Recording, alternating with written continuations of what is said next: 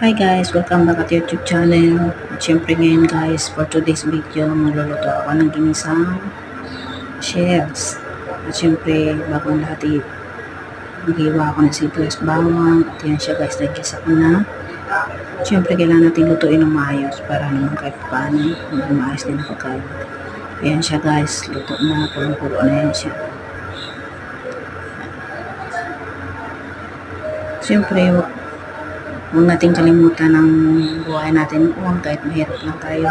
At yan guys, kumakain na kami. Pero kailangan din naman natin makontento tayo sa anong biyaya binigay sa atin ng Diyos. Guys, thank you for watching.